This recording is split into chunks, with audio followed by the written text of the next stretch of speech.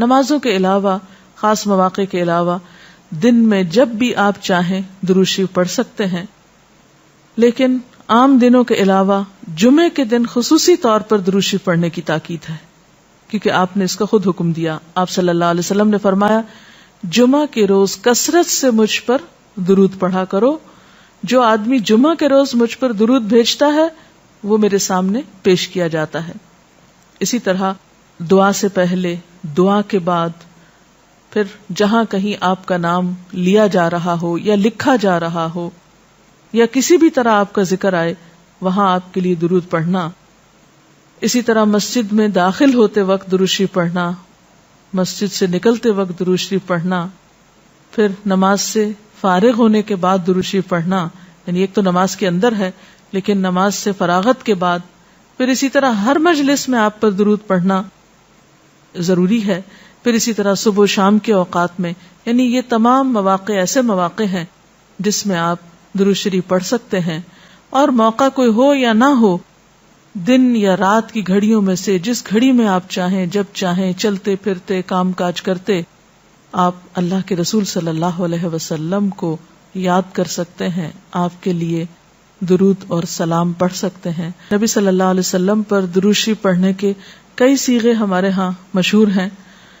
اس میں کچھ تو وہ ہیں جو آپ صلی اللہ علیہ وسلم سے ثابت ہیں، اور کچھ ایسے ہیں کہ جو لوگوں نے بعد میں خود بنا لیے ہیں. تو وہ ایسے تمام ورژن یا ایسی تمام عبارتیں جو لوگوں نے خود اس معنی کی بنائی ہیں، خواہ وہ عربی میں ہیں یا اردو میں ہیں، تو ان کو پڑھنے کی حد تک تو پڑھا جا سکتا ہے. یعنی اگر نثر میں کوئی ایسی عبارت موجود ہے جس میں آپ صلی اللہ علیہ وسلم کے لیے دعا کی گئی ہے یا آپ کی مدح کی گئی ہے یا آپ پر سلام بھیجا گیا ہے، خواہ وہ نثر میں ہو یا شعر میں، تو اس میں حرج تو کوئی نہیں. لیکن وہ چیز جو خود آپ صلی اللہ علیہ وسلم نے ہمیں سکھائی اور جو آپ کی طرف سے ہمیں ملی، اس کا مقام باقی ہر انسان کے کلام پر کہیں بلند ہے، کہیں زیادہ فائدہ مند ہے. تو وہ درود شریف جو مسنون ہے، وہ صیغہ جو آپ سے ثابت ہے، اس کا پڑھنا افضل ہے، وہی اصل درود ہے. اور باقی تو انسانوں کے خیالات یا جذبات کا اظہار ہے، خواہ وہ شعر میں ہو، خواہ وہ نثر میں ہو، خواہ وہ اردو میں ہو، خواہ پنجابی میں ہو یا کسی اور زبان میں ہو، وہ تو پھر انسانوں کے کلام ہے نا.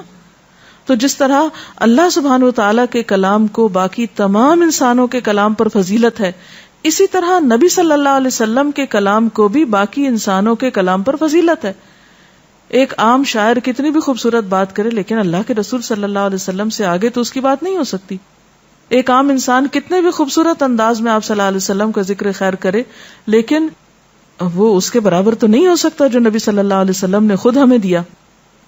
تو بہترین صیغہ وہی ہے جو ہم نماز میں پڑھتے ہیں، جسے درود ابراہیمی کہا جاتا ہے، اور اس کا پڑھنا باعث اجر و ثواب ہے اور اس میں کوئی شک ہی نہیں. اسی طرح یہ چونکہ تھوڑا طویل ہے تو اس کو مختصر انداز میں بھی آپ پڑھ سکتے ہیں. مثلا صرف اگر آپ صلی اللہ علیہ وسلم کہہ رہے ہیں تو یہ بھی درست ہے، یہ بھی درود شریف مکمل ہے ایک طرح سے اگرچہ مختصر ہے. اسی طرح اللہم صلی وسلم علی نبینا محمد، یہ بھی آپ پڑھ سکتے ہیں. صلی اللہ علی النبی الکریم کہہ سکتے ہیں. تو مختصر ہو یا درود ابراہیمی کچھ طویل شکل میں ہو، اصل چیز تو ذکر میں مشغول ہونا ہے. تعداد میٹر نہیں کرتی جتنا وہ احساس اور جذبہ اور عقیدت جو کہ درود شریف پڑھتے ہوئے آپ صلی اللہ علیہ وسلم کے لیے ہماری ہو سکتی ہے. تو ہمارے لیے دن میں بے شمار مواقع ایسے ہوتے ہیں کہ جس میں ہم درود شریف پڑھ سکتے ہیں. سب سے پہلا موقع تو خود نماز کا موقع ہے. اس وقت تک نماز مکمل نہیں ہوتی جب تک ہم اس میں درود شریف نہیں پڑھتے. پھر اسی طرح عام نمازوں کے علاوہ نماز جنازہ میں بھی درود شریف پڑھا جاتا ہے. پھر اذان کے بعد درود شریف پڑھا جاتا ہے. آپ صلی اللہ علیہ وسلم نے فرمایا جب مؤذن کی آواز سنو یعنی اذان سنو تو وہی کہو جو مؤذن کہتا ہے، یعنی اذان کا جواب دو، پھر مجھ پر درود پڑھو. یعنی اذان کا جواب دینے کے بعد جب اذان ختم ہو جائے تو کیا کرنا چاہیے؟ نبی صلی اللہ علیہ وسلم پر درود بھیجنا چاہیے. کیونکہ مجھ پر درود پڑھنے والے پر اللہ تعالیٰ 10 رحمتیں نازل فرماتا ہے. اس کے بعد میرے لیے اللہ سے وسیلہ مانگو جو جنت میں ایک مقام ہے جو جنتیوں میں سے صرف کسی ایک ہی کو ملے گا، اور مجھے امید ہے کہ وہ جنتی میں ہی ہوں گا، یعنی آپ صلی اللہ علیہ وسلم ہی کے لیے وہ مقام ہے. اور آپ نے یہ بھی فرمایا کہ من سألی اللہ الوسیلہ، جس نے اللہ سے میرے لیے وسیلہ کی دعا کی، یعنی درود شریف کے علاوہ آت محمد الوسیلۃ دعا ہم پڑھتے ہیں، یہ دعا بھی پڑھی جانی چاہیے. تو جس نے یہ دعا پڑھی اس کے لیے میری شفاعت واجب ہو جائے گی، یعنی قیامت کے دن پھر میں اس کے لیے شفاعت کروں گا. پھر یہ کہ درود شریف نہ صرف یہ کہ دنیا میں انسان کے لیے فائدے کا باعث ہے بلکہ آخرت میں انسان کے لیے شفاعت کا ذریعہ بھی ہے. درود شریف پڑھنے والوں کو نبی صلی اللہ علیہ وسلم کی شفاعت نصیب ہوگی. آپ نے فرمایا جس نے 10 مرتبہ صبح و شام مجھ پر درود بھیجا اسے قیامت کے دن میری شفاعت حاصل ہوگی. اب یہ کہ اگر زیادہ وقت نہ بھی ملے تو 10 دفعہ درود شریف پڑھنا آخر کیا مشکل ہے، کتنی دیر لگ جائے گی، لیکن اس کا اجر و ثواب اور اس کا فائدہ کس قدر ہے. پھر اسی طرح درود شریف دعاؤں کی قبولیت کا ذریعہ بھی بنتا ہے، یعنی اگر دعا کرنے سے پہلے درود شریف پڑھا جائے اللہ تعالیٰ کی حمد و ثنا کے بعد تو اس سے دعا کی قبولیت میں اضافہ ہوتا ہے. نبی صلی اللہ علیہ وسلم کے ساتھ حضرت عبداللہ بن مسعود اور حضرت ابوبکر اور حضرت عمر تشریف فرما تھے. تو حضرت عبداللہ بن مسعود کہتے ہیں کہ میں نماز پڑھ رہا تھا، میں بیٹھا تو پہلے اللہ تعالیٰ کی حمد و ثنا کی، پھر آپ پر درود بھیجا، پھر اپنے لیے دعا کی. تو آپ نے فرمایا اللہ سے مانگو ضرور دیے جاؤ گے، یعنی جس طریقے سے تم نے دعا کی ہے کہ پہلے اللہ تعالیٰ کی حمد و ثنا کی ہے پھر درود شریف پڑھا ہے، تو اب جو بھی تم دعا مانگو گے وہ دعا قبول ہوگی. پھر اسی طرح ہم دیکھتے ہیں کہ درود شریف نیکیوں کا دروازہ کھولتا ہے، نیکیوں میں اضافے کا ذریعہ بنتا ہے. آپ نے فرمایا جس نے مجھ پر ایک دفعہ درود بھیجا اللہ تعالیٰ اس کے نامہ اعمال میں 10 نیکیاں لکھے گا. پھر اسی طرح فرشتوں کی دعائیں آتی ہیں اس شخص کے لیے جو درود شریف پڑھتا ہے. رسول اللہ صلی اللہ علیہ وسلم نے فرمایا جب تک کوئی مسلمان مجھ پر درود بھیجتا رہتا ہے اس وقت تک فرشتے اس کے لیے دعائیں رحمت کرتے رہتے ہیں. یعنی آپ درود شریف پڑھیں تو فرشتے آپ کے لیے دعا کرنے میں لگ جاتے ہیں. اب جو چاہے کم پڑھے اور جو چاہے زیادہ پڑھے، یعنی کتنی دعائیں چاہیے اس کو. دیکھیں ہم عام طور پر کتنا کہتے ہیں دوسروں سے کہ پلیز ہمارے لیے دعا کیجئے، ہمیں دعا میں یاد رکھیے، دوسروں کی ایک طرح سے منت سماجت کر رہے ہوتے ہیں. لیکن کتنا آسان طریقہ ہے فرشتوں کی دعائیں لینے کا کہ انسان درود شریف پڑھنا شروع کر دے.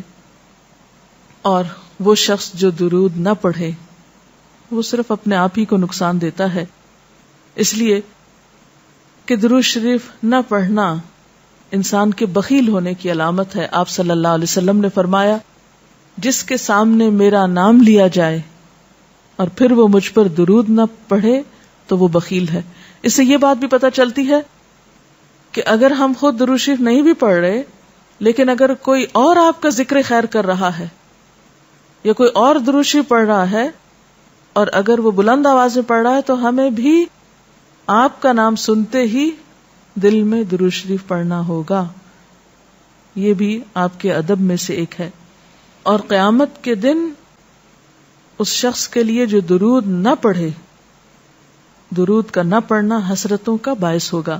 حضرت ابو ہریرہ رضی اللہ تعالی عنہ کہتے ہیں کہ رسول اللہ صلی اللہ علیہ وسلم نے فرمایا جس مجلس میں لوگ اللہ کا ذکر نہ کریں، یعنی اکٹھے ہوئے ہیں دنیا بھر کی باتیں کی لیکن اللہ سبحانہ و تعالیٰ کی کوئی بات نہیں کی، اور نبی صلی اللہ علیہ وسلم پر درود نہ بھیجیں، یعنی نہ تو اللہ کا ذکر کیا اور نہ ہی آپ پر درود بھیجا، وہ مجلس قیامت کے دن انسان کے لیے حسرت کا باعث ہوگی. انسان اس پر پچھتائے گا، خواہ وہ اپنے نیک اعمال کے بدلے میں جنت میں چلا ہی جائے. یعنی ایک شخص جنت میں بھی پہنچ گیا لیکن اس کو ایسی مجلسوں پر حسرت ضرور ہوگی جس میں اس نے اللہ کا ذکر اور رسول اللہ صلی اللہ علیہ وسلم پر درود نہ بھیجا ہوگا. اور اگر دیکھا جائے تو انسان کے اعمال میں ایسی کوتاہی اور غفلت بسا اوقات جنت سے محرومی کا سبب بھی بن جاتی ہے. آپ صلی اللہ علیہ وسلم نے فرمایا جو مجھ پر درود پڑھنا بھول گیا اس نے جنت کا رستہ کھو دیا.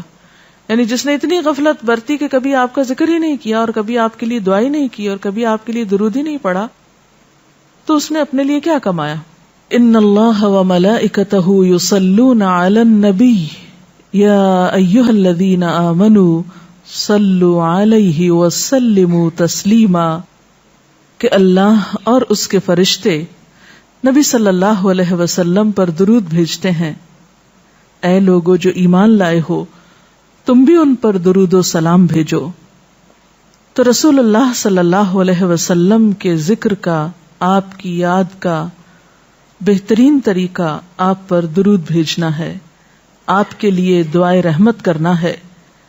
وہ عظیم ہستی جس پر اللہ رب العزت کی رحمت برستی ہے, جس کا ذکر اللہ سبحانہ و تعالی فرشتوں میں کرتے ہیں, جن پر فرشتے دعائے رحمت بھیجتے ہیں, آخر ان کا ذکر اور ان پر درود و سلام میں اور آپ کیوں نہ بھیجیں گے؟ آپ صلی اللہ علیہ وسلم پر درود بھیجنا خود ہمارے اپنے لیے باعث سعادت ہے, باعث رحمت ہے. آپ صلی اللہ علیہ وسلم اس کے محتاج نہیں. مشرق ہو یا مغرب, شمال ہو یا جنوب, دنیا کے گوشے گوشے میں آپ کا ذکر خیر ہو رہا ہے, دن رات, آذانوں میں, نمازوں میں, جہاں جہاں آپ کا نام لیا جائے. لیکن اگر ہم درود شریف پڑھتے ہیں تو اس کا فائدہ خود ہم ہی کو پہنچتا ہے, ہمارے اپنے لیے باعث رحمت ہے. تمام غموں, دکھوں, تکلیفوں, مصیبتوں اور پریشانیوں سے نکلنے کا راستہ ہے, درجات کی بلندی کا ذریعہ ہے. رسول اللہ صلی اللہ علیہ وسلم نے فرمایا, جس نے مجھ پر ایک بار درود بھیجا اللہ تعالیٰ اس پر 10 مرتبہ رحمتیں نازل فرمائے گا. ایک بار درود پڑھنے کا اجر و ثواب, اس کے 10 گناہ معاف فرمائے گا.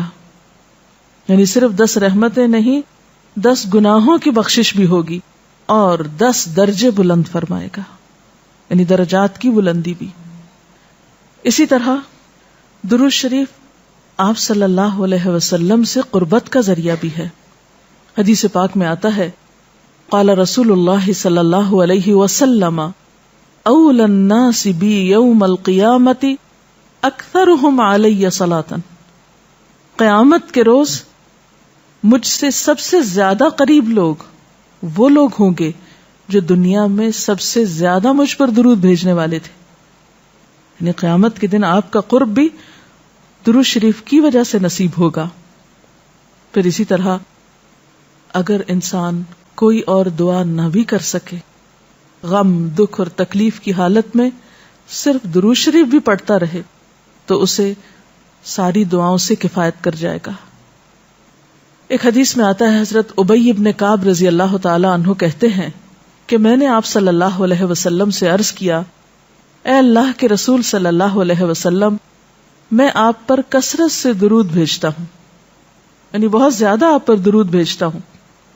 اپنی دعا میں سے کتنا وقت میں درود کے لیے وقف کروں, یعنی جتنی میں دعائیں مانگتا ہوں ان میں سے کتنے وقت کے لیے درود پڑھا کروں, یعنی آپ پر دعائے رحمت بھیجوں یا آپ کے لیے دعائے رحمت کروں. درود کا مطلب یہی ہوتا ہے. تو آپ صلی اللہ علیہ وسلم نے فرمایا, جتنا تو چاہے. کہتے ہیں کہ میں نے عرض کیا, کیا 1/4 وقت صحیح ہے, 1/4؟ آپ نے فرمایا جتنا تو چاہے, لیکن اگر اس سے زیادہ کر لے تو تیرے ہی لیے بہتر ہے. میں نے عرض کیا آدھا وقت مقرر کر لوں؟ آپ نے فرمایا جتنا تو چاہے, لیکن اگر اس سے زیادہ کر دے تو یہ تیرے ہی لیے بہتر ہے. میں نے عرض کیا 2/3 مقرر کر لوں؟ آپ نے فرمایا جتنا تو چاہے, لیکن اگر زیادہ کرے تو تیرے ہی لیے بہتر ہے, یعنی تجھی کو اس کا فائدہ ہوگا. میں نے عرض کیا میں اپنی ساری دعا کا وقت درود کے لیے وقف کرتا ہوں, یعنی جتنی دیر میں اور دعائیں مانگتا ہوں وہ سارا وقت صرف آپ کے اوپر درود بھیجنے کے لیے وقف کر دیتا ہوں. اس پر آپ صلی اللہ علیہ وسلم نے فرمایا پھر تو یہ تیرے سارے دکھوں اور غموں کے لیے کافی ہوگا اور تیرے گناہوں کی بخشش کا باعث ہوگا. گویا اگر کوئی شخص دعا نہ بھی مانگ سکے, مثلا بعض اوقات انسان کی ڈپریشن، غم، دکھ، تکلیف اور پریشانی کی وجہ سے ایسی حالت ہو جاتی ہے کہ انسان اپنے آپ کو بھی بھول جاتا ہے، اسے کوئی راستہ نظر نہیں آتا، اسے سمجھ ہی نہیں آتا کہ وہ مانگے بھی تو کیا مانگے. بعض مسائل زندگی میں ایسے ہوتے ہیں، بعض پریشانیاں اس طرح انسان پہ آ پڑتی ہیں کہ انسان ہوش و حواس کھونے لگتا ہے. ایسے میں اسے کہاں یاد رہے گا کہ وہ کیا مانگے اور کیا نہ مانگے. تو ایسی صورت میں درود شریف اس کے لیے سارے غموں، دکھوں اور تکلیفوں سے نجات کا ذریعہ بن جائے گا. پھر آپ دیکھیے کہ آپ صلی اللہ علیہ وسلم پر درود بھیجنے والے کے لیے اللہ تعالی کی طرف سے سلامتی کا وعدہ ہے. حضرت عبد الرحمن بن عوف رضی اللہ تعالیٰ عنہ فرماتے ہیں کہ رسول اللہ صلی اللہ علیہ وسلم ایک روز گھر سے نکلے اور کھجوروں کے ایک باغ میں داخل ہوئے. صحابہ کرام ساتھ تھے اور وہاں آپ نے بہت طویل سجدہ کیا، دیر تک سجدے میں پڑے رہے، حتیٰ کہ مجھے اندیشہ ہوا کہ کہیں اللہ تعالیٰ نے آپ کی روح تو نہیں قبض کر لی.